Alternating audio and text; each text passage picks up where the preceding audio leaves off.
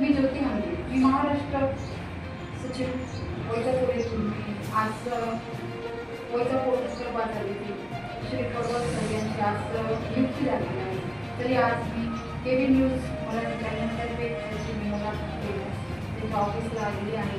तरी आज आम्ही सर्व पत्रकार बंधूंनी आज त्यांना खूप खूप हार्दिक शुभेच्छा दिल्या आणि त्यांचा सत्कार समारंभ केला. शॉर्टचे वैद्यून त्यांचा आज आम्ही सत्कार केला, कारण आज त्यांनी वैजापूर येथील केबी न्यूज सल्लागार शहर अध्यक्ष वैजापूरचे म्हणून आज मोठं त्यांनी विचारलेलं आहे. तरी आपण चला त्यांच्यासोबत थोडीशी आपण चर्चा करूया. नमस्कार पडवळ सर. नमस्कार. आज तुम्हाला जे काही केबी न्यूज चॅनलमध्ये आज पद मिळालेलं आहे, तर याविषयी आम्ही काही तुम्हाला थोडंसं तुमची माहिती विचारणार आहे. तरी तुम्ही आम्हाला ती माहिती द्यावी ही आमच्याकडून तुम्हाला थोडंसं रिक्वेस्ट करतो. सर्वात प्रथम तुम्ही आपला परिचय द्या. मी साहेबराव दगडूजी पडवळ, मी वैजापूरचा रहिवासी, एक सामाजिक कार्यकर्ता म्हणून काम करतो. सर, आज जे काही तुम्हाला केबी न्यूज चॅनलच्या माध्यमातून आज वैजापूर शहर सल्लागार हे पद मिळाले, त्याविषयी तुम्हाला पुढील कार्यक्रमाचे जे काही तुम्ही घेणार आहात तर त्याविषयी तुम्हाला काय बोलावं? केबी न्यूज चॅनलचे संपादक सन्माननीय गायके साहेब, उपसंपादक सन्माननीय आंबेकर साहेब या माझ्या गुरुवर्यांनी मला वैजापूर शहर सल्लागारपदी नियुक्ती केली आहे.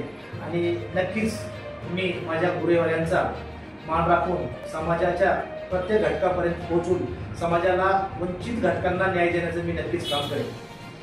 सर, आजची जी परिस्थिती आपण बघतोय, राजकीय असो किंवा समाजकीय परिस्थिती असो, यामध्ये अनेक आपल्याला पत्रकार मंडळींना अनेक साऱ्या अशा समस्यांना तोंड द्यावं लागेल. तर त्याविषयी तुम्ही तुमचे काही मत असेल ते कसे मांडू शकता? आत्ताच माझी नियुक्ती झालेली आहे. समाजाशी कसं वागणं आणि पत्रकाराबद्दल जी भावना आहे ही नक्कीच मी सुधारण्याचा प्रयत्न करेन अशी अपेक्षा बाळगतो. सर, तुम्हाला याच्या अगोदर काही पत्रकाराचे अनुभव वगैरे आहे का?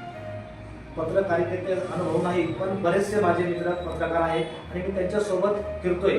आणि मला नेहमीच गायके साहेब असतील या आंबेकर साहेब असतील यांच्या माध्यमातून पत्रकारितेबद्दल व चॅनलबद्दल बरीचशी माहिती आहे. सर, केबी न्यूज हे नाव तुम्ही कधी ऐकलेले आणि किती वर्षापासून तुम्ही केबी न्यूजच्या माध्यमातून इतर काही लोकांना न्याय देण्याचा प्रयत्न केला? केबी न्यूज हे नाव खूप छान आणि व्यवस्थित असल्यामुळे केबी न्यूजच्या 2 वर्षापासून मला ओळख आहे. आणि नक्कीच केबी न्यूजच्या माध्यमातून मी इतर लोकांना व समाजाला न्याय देण्याचं काम नक्कीच करेन. सर, तुम्ही आज ग्रामीण भागामध्ये गाव येथे राहतात आणि वैजापूरला पण तुमचे अस्तित्व आहे आणि समाजकार्यामध्ये तुम्ही खूप म्हणजे अष्टपैलू असे तुमची एक कारकीर्द आहे. तर यापुढेही तुम्ही समाजामध्ये जेव्हा काम करणार तेव्हा केबी न्यूज विषयी लोकांना कशा प्रकारची भावना सांगणार? नक्कीच केबी न्यूजच्या माध्यमातून तळागाळापर्यंत पोहोचून सर्वांनाच न्याय द्यायचं काम केबी न्यूजच्या माध्यमातून नक्कीच करेल. सर, तुम्हाला अजून केबी न्यूजच्या माध्यमातून किती प्रोग्राम आहे हे वाटतात की ज्यामुळं इतर काही सामाजिक कार्यक्रम आहेत ते व्यवस्थित पार पडतील? नक्कीच केबी न्यूजच्या माध्यमातून मी काम करील अशी अपेक्षा बाळगतो. ओके सर, तुमचं खरोखर केबी न्यूजवरती खूप प्रेम आहे आणि केबी न्यूज मराठी चॅनल हे खूप धडाडीचे चॅनल आहे आणि ते आज प्रगतीच्या शिखरावर आहे आणि खूप प्रगती इथूनही पुढे करणार आहे.